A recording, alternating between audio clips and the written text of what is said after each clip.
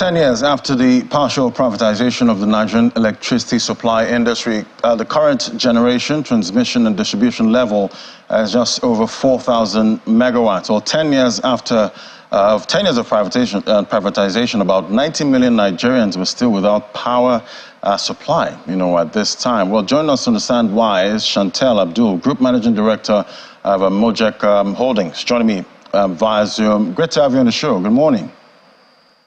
Good morning. Thank you so much for having me.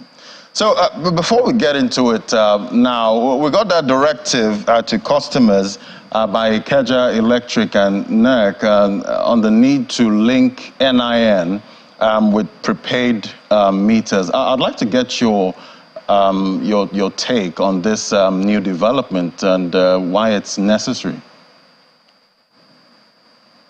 Absolutely. I think, one of the issues that we have in the sector is the inability to be able to identify or know who the owners of these metering assets are, right? Remember that a meter, I always say, one thing I'm known for saying in the sector is that a meter is the POS of the sector, right? And in some cases, because it's important that these providers, that the customers, most times we're unable to tell who the owner of the meter is, and most times also because the meters are also financed, right? And the customer is unable to pay for it all up front.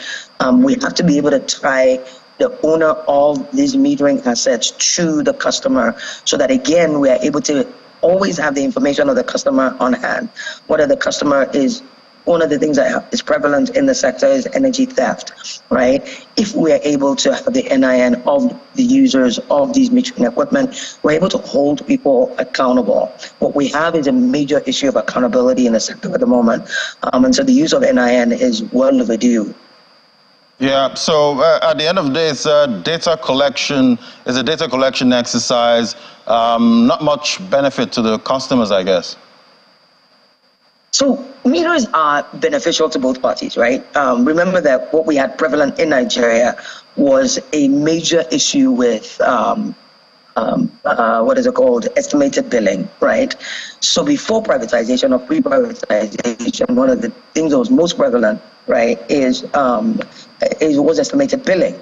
So what the meter is to the end user is actually a device of comfort. It enables you or you and I as an end user to be able to pay for what we consume, as opposed to what was an estimated, what most people kick back against, and therefore we were unable to collect, revenue for the sector that way. So there are benefits absolutely to the end user, right? The end user today can see, minute by minute. If you look at the devices that we manufacture in Nigeria, which these smart electricity meters, the end user can today see minute by minute what he or she is consuming, or over a period of a month what he or she has consumed. So there are absolute benefits in terms of the smart electricity meters, but also on the side of the NIN, how it benefits the end user as well is that someone cannot, right? So say, for example, you've traveled. My host, you've traveled and you're out of town for like maybe the next 1 month on assignment on location somewhere, right? And your meter is running and there's a bill that they're waiting you. That doesn't help you much because, again, once it's tied to your NIN, you're able to tell, right, again, who's using it and how it's being used. All right, so 10 years after, about 10 years after privatization now, about 90 million Nigerians still live without power. What would you say is holding us back from achieving constant power supply? That's the million-dollar, billion-dollar question today for our country. I tell you what, 10 years ago when we started, or at least I came back to Nigeria, with one very important focus, and that is to see how we can close the energy gap in the country.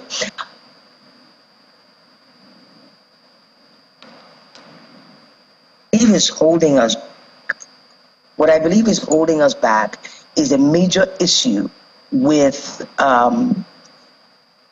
bankability as well as an investable proposition. Nigeria has a population. We also have what it takes to be able to power everyone. Right?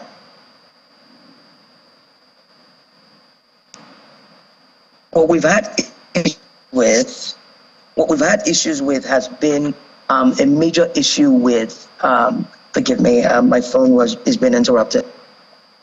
Okay, that's fine. But I can hear you now.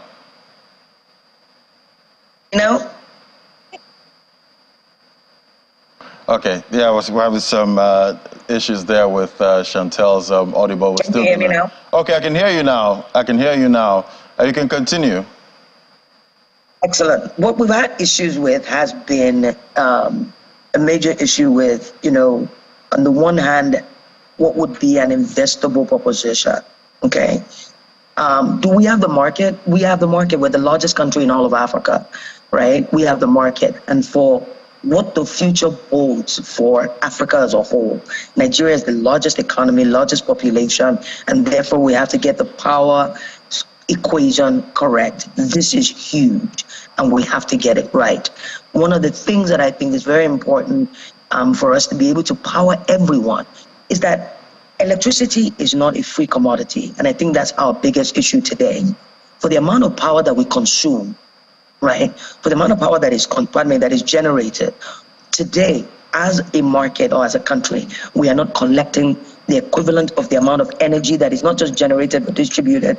We are not collecting the revenue enough. So in other words, I think at the moment we're probably at about maybe 50 or 60% revenue collection. No one is going to come and invest in you to generate more power, to distribute more power, right, to all of your country. If I bring 10 billion, 5 billion, and all I can make back, all I can collect, right, is maybe 30, 40, or 50% of that investment, right? No one's going to touch it. Whereas I'm going to put money into fintech, or meaning as an investment or investor community. I mean, if you look at our president and, the presidential delegation, we're going, around the country to sell Nigeria as an investment destination, right? In order to do that, investors need to see, right, a return on investment, whether it's 10%, what have you. They need to see, and a return on investment. This is crucial. And in order for us to be able to power everyone and get power to Nigerians, we need to first of all look at this. Secondly, we need to take advantage of what would be the power of the sun, right? We need to have a mixed energy bag. So today, Nigeria has huge gas supplies as a country, right? Huge gas deposits. We can absolutely leverage on our gas deposit, but also absolutely leverage on something that we have, which is major as a nation that most countries, even in Europe and in the US, don't have. It's 24 hours supply of the sun, right? We only have 2 seasons in the country, rainy and dry. But you can count on the power of the sun, so that many of the communities that are off grid, right, we can get them on grid. So we have 2 issues. One is an energy poverty problem, right? And then a huge energy scarcity problem as well. So customers who are not on the grid can be, electrified using what would be renewable energy solutions, where, again, there's a lot of attention globally. Next week is COP28, where countries will come together and talk about, again, how we can get to net zero clean energy.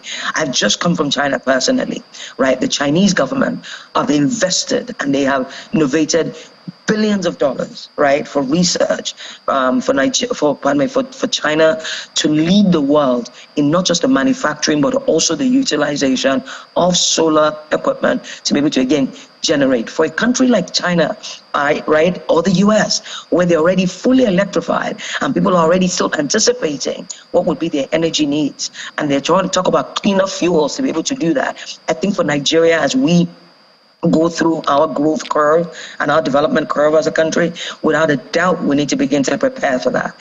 One of the statistics that I like to quote is that Nigeria is projected to be the 3rd largest country in the world, population-wise, in the next 2 decades, right? That is enough to tell us to prepare, right? We already have energy insecurity issues as is. China is doing it. India is doing it. They're all becoming very self-sufficient in the production and the use of cleaner energy fuels, right? We absolutely, as a nation, need to begin to set up factories to produce all of these, whether it's solar panels, batteries, and not just solar, but the use of hydrogen. It's pretty much the use of, water. We have an abundant, provision of it, so that way we can see full electrification, right? Both as what we call today on-grid and off-grid. I believe this is possible, right? It takes a concerted effort on the part of the government and the part of the people to understand that our investment in electrification is to ensure that all Nigerians are electrified, but that we also are able to pay the bill once that bill, right, is presented to us as the end user and the consumer. And once people see that globally, the world is absolutely interested in Nigeria, right? Investment is a numbers game.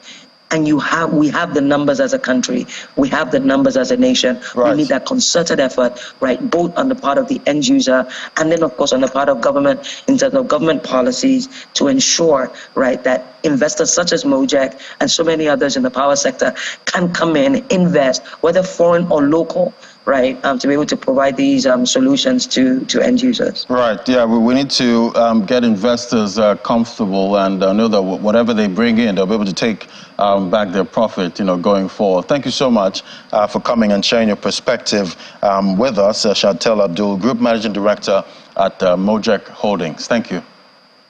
Thank you very much for having me. Thank you very much.